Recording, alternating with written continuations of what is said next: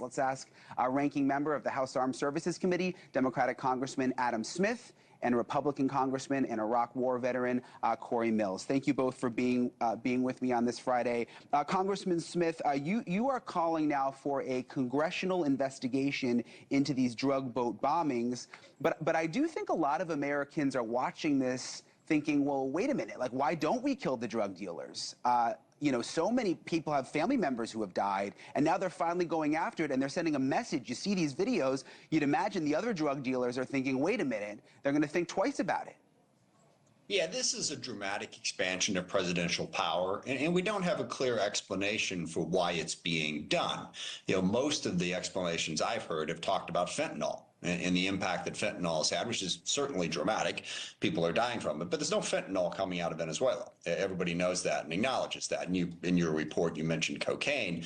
So basically, we need a clear message from the president on why he's doing this. And then there's also threats to the Venezuelan government contained in it. So is this about regime change? And when I saw the president today explaining this by basically saying, you know, I'm killing drug dealers because I can, leave me alone, I think that violates the way our country is supposed to be run. They owe us, at a minimum, an explanation. And also, on the Armed Services Committee, I spoke to Mike Rogers, chairman of the committee today, about getting a hearing.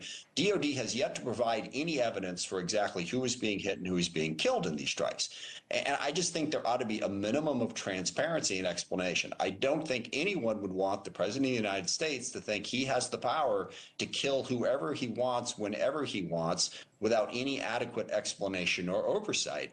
And that's kind of where we're at right now. It's a dramatic expansion of presidential power that I think there ought to be some accountability for. Congressman Mills, Congressman Smith makes a good point that this is about cocaine, and I was looking at the numbers. I think only 10% or so of the cocaine that comes into the United States is actually from that area. 90% comes from Mexico. So why the focus here? I mean, could it have to do with regime change with Venezuela? Is there a bigger picture here, do you think, Congressman Mills? Well, I think that we're just expanding out what we've been trying to do this entire time. You know, we've secured our borders, we've deployed our military, we've got our CBP numbers plussed up if we can get the government opened back up to get them paid. But right now, what we're looking at is an expansion of the counter-narco-terrorism operations, as well as for the FTO, the Foreign Terrorist Organization designations that the president has put forward. Now, I'm one of those who've multiple times tried to repeal the authorized use of military force. We have one from 1957, one from 1991, 01, and 02. I believe that it's an abdication of Article 1, Section 8, Clause 11 through 13 of War Powers Authority in Congress. I've tried to repeal that. Democrats and others had actually voted against that. So the president can technically operate underneath the 2003 or 2002, excuse me, AUMF, which focuses in on terrorism operations, because Venezuela does have a tie to China, Russia, Iran, and North Korea, and some of the actual militia capabilities. And Tren de Aragua is, in fact, a actual cartel, which was designated as a foreign terrorist designation. So yeah, I think that it's stepping up quite a bit. If I can just finish, I want to say, though, and I respect my colleague Adam tremendously. We work well together on probably one of the few bipartisan, committees that's out there. But when it comes to this, we simply are trying to keep Americans safe and also stop some of the actual financial trafficking that goes on to fuel some of these militias, like you see out of Iran, like you see, because their current financials are getting shut down on them. And so this is an expansion to keep Americans safe, and that's what the president's committed to. Yeah, there's just a couple things about that. I mean, this is the 2002 AUMF was about invading Iraq.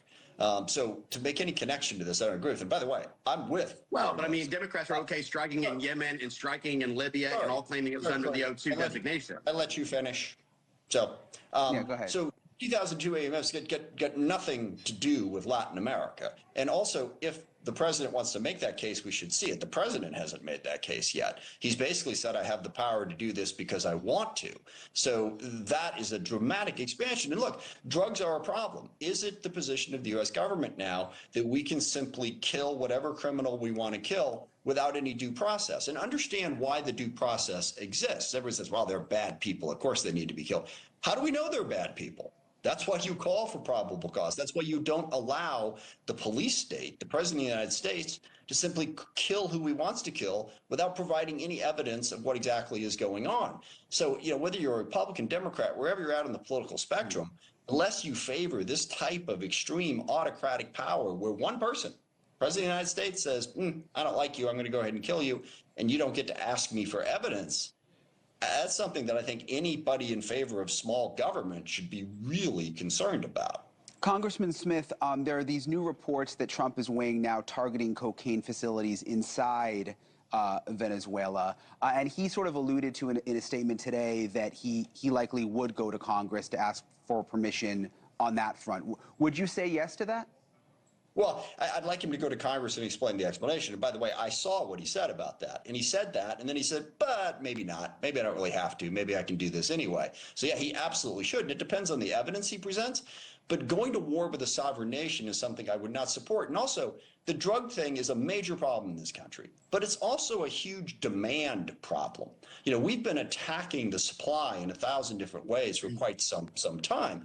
But look, if the demand remains present in the U.S., they find a way to get it in. So we need to focus on that aspect of it as well, and to simply hand over the power to the president to just basically use lethal force wherever he wants because we have a drug problem. Yeah, we have a drug problem. Do we want to give the government this amount of power?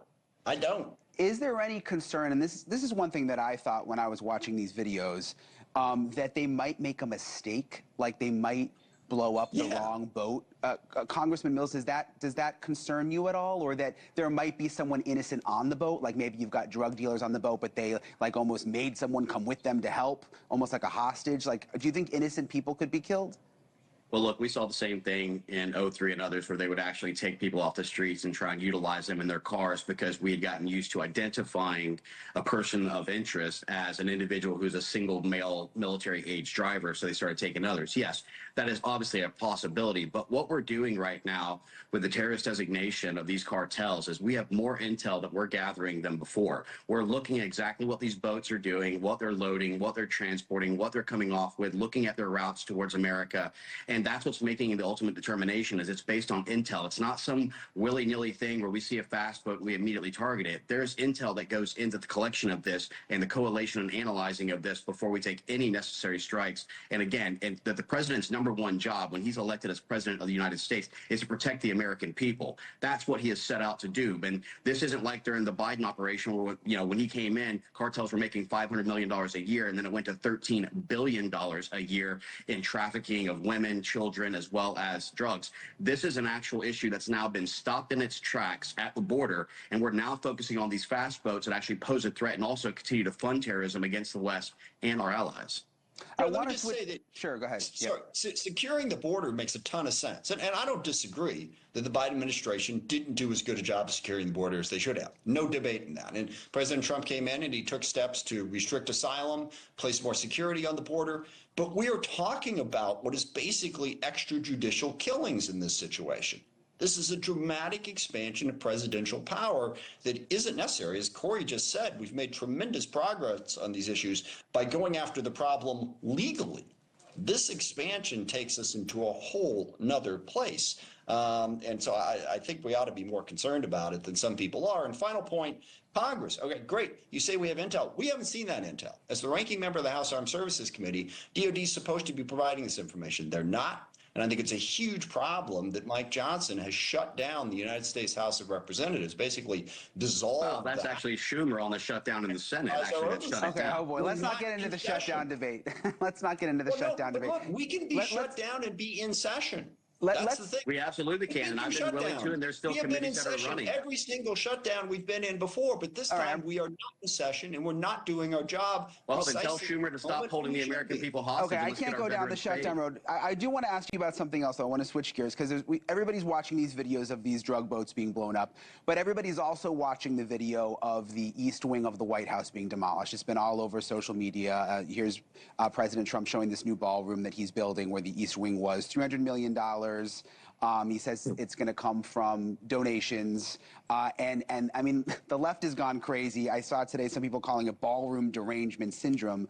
But Congressman Mills, I mean, isn't the timing kind of bad? I mean, you mentioned that you guys were just debating the shutdown. We're in the middle of the shutdown. We've got people not getting paid. There's an uneasy feeling. And then we keep seeing him holding up the photos of the grand ballroom.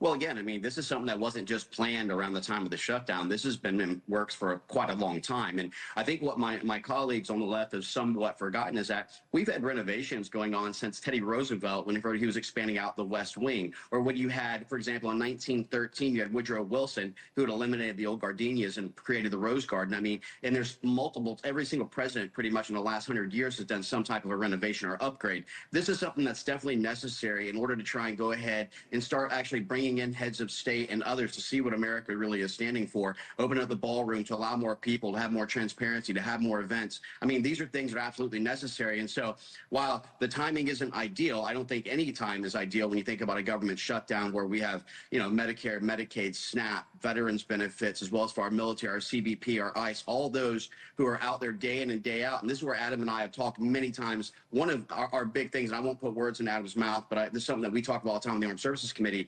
These continuing resolutions, while we've done clean resolutions under the Biden administration and Democrats were fully on board, the thing that people fail to understand is that these aren't the long-term solutions. This actually prevents our military from getting new programs of record entered in, which is one of our jobs in the Armed Service, is vetting certain contracts and seeing the needs of the actual, during these posture hearings, of our military. So that's a big, kind of negligent thing for us to look at. We need to negotiate full year appropriations bills. I completely agree. You can't I get do it. it. But listen, back to the because everybody's talking about this ballroom. Sure. Let me. Congressman Smith. I mean, they make, if you watch MSNBC, they make it seem like they're tearing down the White House. I mean, the East Wing is like, it was built 100 years ago. It's not the original White House. I mean, isn't this kind of being embellished? Last word to you, Congressman. Look, there is no issue in modern politics that isn't embellished on both sides, Right. one way or the other. So the answer to that question will always be yes. But look, he knocked down a third of the White House unilaterally.